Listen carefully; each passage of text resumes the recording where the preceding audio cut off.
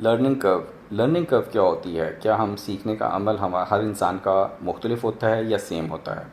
तो कहा जाता है कि लर्निंग कर्व हर बंदे की मुख्तलिफ होती है और किसी की ये स्ट्रेंथ होती है और किसी की वीकनेस होती है। समटाइम्स किसी इंसान के लिए कुछ सीखना आसान होता है और समटाइम्स किसी इंसान के लिए कुछ सीखना बहुत मुश्किल होता है। डेफिनेशन क्या है जी इसकी कि a learning curve is the rate of learning और improvement in performance over time gains experience in a particular task.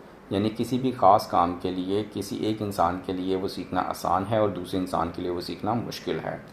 Real ज़िंदगी में हमारे कैसे इसको इम्प्लीमेंट कर सकते हैं कि in business learning curve are use to estimate how much time और resources are needed to complete. यानी किसी भी काम को सीखने के लिए आपको कितना टाइम चाहिए और क्या क्या रिसोर्सेज चाहिए। In education learning curve helps students understand the pace of learning. Sometimes कोई होता है कि टीचर्स बहुत तेज़ी से पढ़ा रहे होते हैं और उनको कई बच्चे फॉलो करते हैं और समटाइम्स कई बच्चे उनको फॉलो नहीं कर पाते, तो इसका मतलब कि उनका लर्निंग कर्व ज़्यादा नहीं होता। In skill-based activities like sports, learning curve show proficiency as individuals practice and refine their abilities।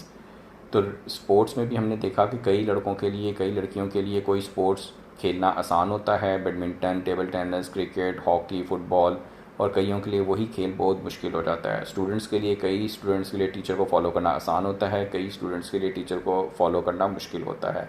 Job में और बिज़नेस में भी कई लोगों के लिए कई सिचुएशंस को अंडरस्टैंड करना आसान होता है और कई लोगों के लिए कई सिचुएशंस को अंडरस्टैंड करना मुश्किल होता है। फिर कई लोग होते हैं जिनका दिमाग जो है वो नंबर्स वाली गेमों में ज़्यादा चलता है, कई लोग होते हैं जिनका दिमाग मशीन्स वगैरह में ज़्यादा चलता है, कई लोग होते हैं जिनका दिमाग सिचुएशंस पे चलता है, बातें जाते जितनी मर्ज़ी करवा लो, काम ना उनसे कोई करवाओ। तो हर इंसान का लर्निंग कर्व मुख्तलिफ होता है।